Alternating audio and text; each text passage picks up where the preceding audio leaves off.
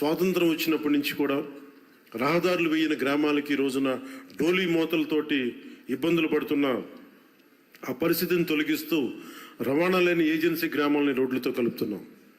దీనికి ప్రత్యేకంగా గౌరవ ముఖ్యమంత్రి శ్రీ నారా చంద్రబాబు నాయుడు గారికి కృతజ్ఞతలు తెలుపుకోవాలి. వారికి ఒకటే తెలియజేశాను, ఈ డోలీ మోతలు చాలా ఇబ్బందులు ఉన్నాయి సార్.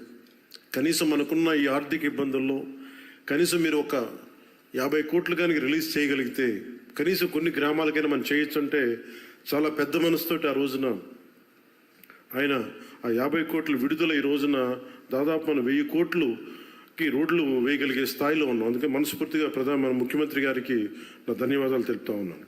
అలాగే ఇప్పుడు మనం ఈ రహదారులు కేవలం ప్రయాణ సౌలభ్యం కోసం మాత్రమే కాకుండా ఎకో టూరిజం అభివృద్ధికి, యువతకి ఉపాధి అవకాశాలకి మార్గం వేస్తున్నాయి.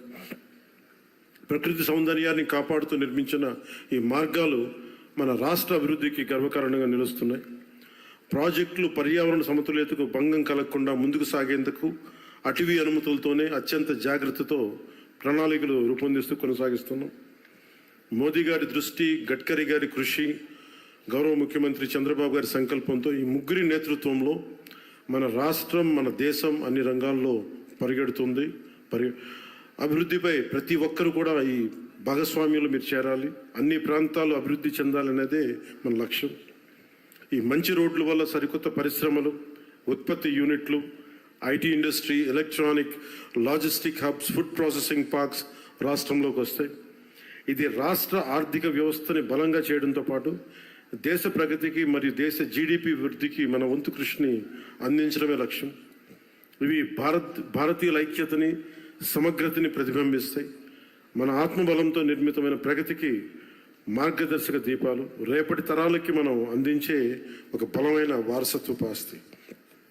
ఈ సందర్భంలో నేను మీ అందరినీ ఒకటే కోరుకుంటా ఉన్నాను. గత ప్రభుత్వాన్ని చూశారు, కూల్చివేతలతో మొదలైన ప్రభుత్వం, రోడ్లు వేయని ప్రభుత్వం, కనీసం రహదారుల్లో గుంతలు పూడ్చని ప్రభుత్వం. కానీ ఈ రోజున మన ఇన్ని ప్రతి ఊరిలో కూడా ఊరికి మధ్య గుంతలు పూడ్చడంతో పాటు రహదారులు నిర్మిస్తూ ఉన్నాం. హైవేలు ఈ రోజున గడ్కరీ గారి ఆశీస్సులతో మనం ప్రారంభిస్తూ ఉన్నాం. వీటన్నిటికి కూడా మనకు కావాల్సింది కనీసం ఒక 15 సంవత్సరాలు ఈ కూటమి చాలా బలంగా ఉండాలి. వాళ్ళు ఎన్నో రకాలుగా ఈ కూటమి ఐక్యతని దెబ్బతీయడానికి ప్రయత్నం చేస్తూ ఉంటారు. వీటన్నిటిని మనం కొంచెం జాగ్రత్తగా ఉండాలి, ఎరుగుతూ ఉండాలి. నేను ప్రత్యేకించి ఈ కూటమికి నేను ముందుండి కృషి చేయడానికి కారణం ఒకటి 5 కోట్ల మంది మన ఆంధ్రప్రదేశ్ ప్రజలు దేశ అభివృద్ధిలో చాలా బలమైన భాగస్వామ్యం వహించాలి. ఆంధ్రప్రదేశ్ ఖ్యాతి మొత్తం తెలియాలి. మన వెనకబడ్డతనానికి తిరిగి దాటుకుని అభివృద్ధి పదంలో పరిగెట్టాలని ఒక్క సదుద్దేశంతో నేను చేసిన ఈ ప్రయత్నం ఈరోజు సఫలమై ఈ రోజున ఇంత పెట్టుబడులు వస్తున్నాయి. ఎందుకంటే ఒక బలమైన నాయకులు కావాలి, చంద్రబాబు గారి నాయకులు కావాలి. దేశం మొత్తం ఒకటే తాటిపై నడిపించే బలమైన నాయకులు శ్రీ